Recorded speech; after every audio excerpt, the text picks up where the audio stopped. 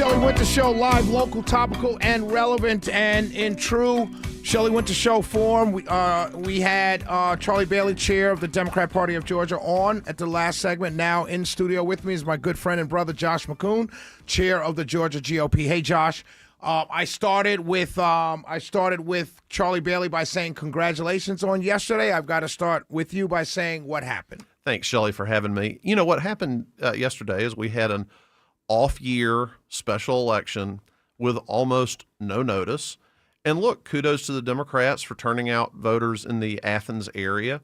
Republicans turned out voters too. It wound up being about a 200-vote margin. And, I fully expect that next November we're going to win that seat back, and I think we'll win it by a significant margin.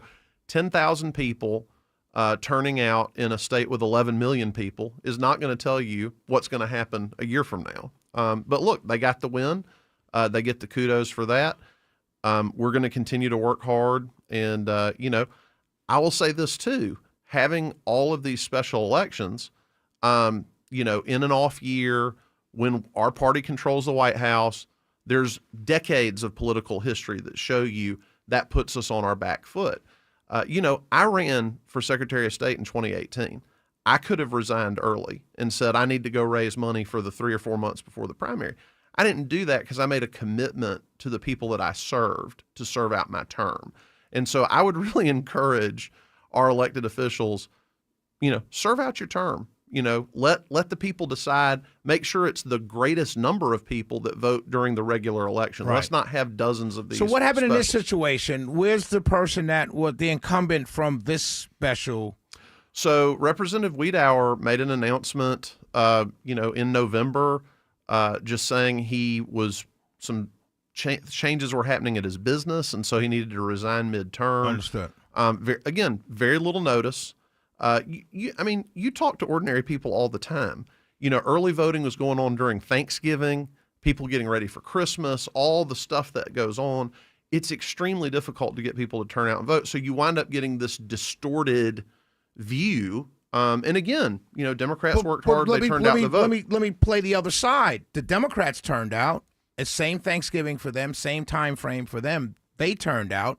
So is that? I understand the special election line, and I get it. And you're right. It is a small percentage. A special election is going to have low turnout, but they won. How can we be confident in November that doesn't replicate itself? Well, I think if you look, because we've had a number of elections over the last couple of months, and the Georgia Republican Party has really leaned in several places. We were heavily involved backing Rusty Paul, a former chairman of the Georgia Republican Party, for mayor of Sandy Springs. Sandy Springs went 23 points for Kamala Harris in November of 2024.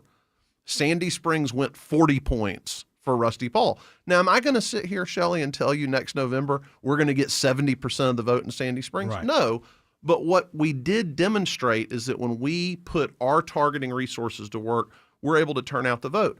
If you look at Atlanta City Council race, you had Thad Flowers, who was backed by the Working Families Party. These are the people that backed Mondami in New York. We had Thomas Worthy running, an executive with Piedmont Health. We got behind Thomas. We let the Republicans in that district know you need to get out for him. He won convincingly. We stopped a socialist cold in the city of Atlanta. We did the same thing in Senate District 21. Senator Beach, when he vacated that seat, we had the first round. People were scared. Oh, the Democrat was in the 40s. We got behind now Senator Dickerson. We turned out our people. So we've demonstrated through a number of these elections that we can turn out our people and win. Did I think that we would get the result we got in an R+22 district yesterday? No. Right. But all this tells you is we are a battleground state. This is a competitive state. You've got to work hard and you've got to lean in. But where the Georgia Republican Party has engaged in 2025, we have won. So we do know it's a battleground state. So this is the first that I've heard you accept the fact that Georgia is a battleground state. Oh, it's a lot of Republicans don't believe that. They say, "Oh, we're solidly red." You understand that it is a battleground state. So last year, 2024, all year long, I said the same thing over and over again. I said, if we do our work and we turn out our vote, Donald Trump will win Georgia. He won't win big, but he'll win. We won with a 2.1% margin, 115,000 raw vote margin in a state of 11 million people. Right. That's not a slam dunk. That's winning a football game by a field goal. But that is where we are in Georgia right now. We are very closely divided. But we are a center-right state, and when we do our job and everybody turns out, Republicans win. So that being said, and I'm panicking. I admit to panicking, and I'm trying to get others to hear me panic so they will panic.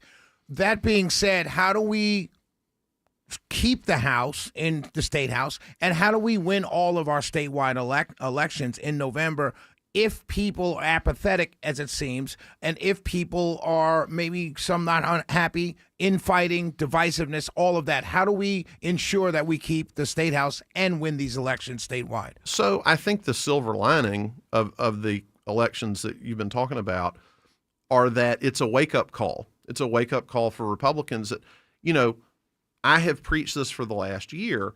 We can't say we got Donald Trump elected, man, we're done. We don't have to do anything else. Which it seems like some people are doing. Like if he's not on a ticket, there's no turnout. Well, and I think what you're going to see as we get into 2026 is I think you're going to see Donald Trump in the state of Georgia. I think he's going to be visible in this campaign. I think it's going to be helpful. I heard your earlier interview with my counterpart on the Democratic side. Look, the Republican Party is the party fighting for working class people. The Democratic Party, I know he's raising a lot of money for millionaires in New York and California. I think you said he was out in California probably passing the hat again. They can't credibly lay claim to supporting the working class. Now, we need to, and Commissioner King talked about it today in a policy move that he's making out of the insurance department.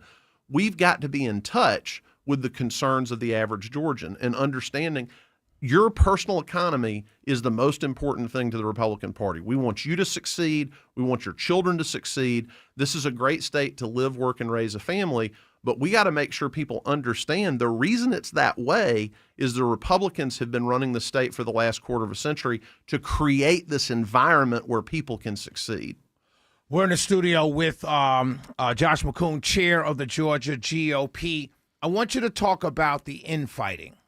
I talked about it when you're, in my opening segment. I'm seeing it all over the place. It's got to stop. What message do you have? Because I know you're a target of a lot of the infighting. Yeah, look, I put a lot of the noise to the side. There are these people that are perpetually online that don't really show up when it's time to knock on doors and make phone calls and do things like that.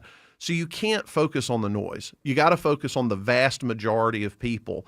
For example, there are a lot of people in when I say Republican Party world, the people that show up to the party meetings and the conventions, that'll be very critical of our governor, as an example.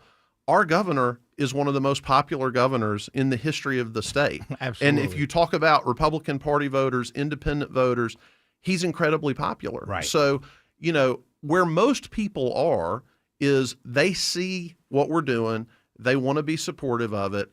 What we've got to do is we've got to tell our story. We've got to talk about the wins we have provided. And we got to say, what are we going to do going forward? How are we going to put money in your pocket? How are we going to help combat the... That's up to the candidates. I understand what you're saying, but we're running out of time. But that's up to the candidates to do. What about the party, the state party? How do you motivate the voters? So we target voters to turn them out with messages that we believe get them out to the polls. And some of that in the Sandy Springs race, it was a lot about public safety. It was a lot about what this mayor has done for you on public safety. And if you elect the other guy, what is it going to look like, right? So they're tailored messages that speak to kitchen table issues that people care about. And as people invest in the Republican Party, we're able to do more of that. And that's the mode we're in right now, is raising funds so that when we get to the fall next year, we're able to affect these races because it's those pockets of voters. Again, 115,000 on a statewide ballot 2 years ago. Maybe it's more or less, but you're talking 2 or 3 percentage points. That's where the party makes the difference. That's where a grassroots machine, the overall campaign, the candidate, the rest of it, it gets you maybe tied. And then the party is like having a really good place kicker to come in at the end and put you over the top. That's what we're trying to position ourselves to do. How can the listeners now who want to donate to the Georgia GOP, how do they do that? You can go to gagop.org and click on the donate button. My man, Josh Mckoon, chair of the chair No, of the don't put that on me. Chair of the Georgia Republican Party. I had them both on. This is going to be interesting going to 2026. Thank you, because by you talking to me, you talked me down. Well, good. I'm still panicking. I'm still panicking, but I'm not as angry anymore. So I appreciate you coming in, but I'm still panicking. I still want to see more of my activist class. Yes, less yelling from them and calling names, and more donating and volunteering. We got to get to work. There's no doubt about it. We'll be right back. It's the Shelley Winter Show. Thanks for coming in studio, Josh. Thank you for having me.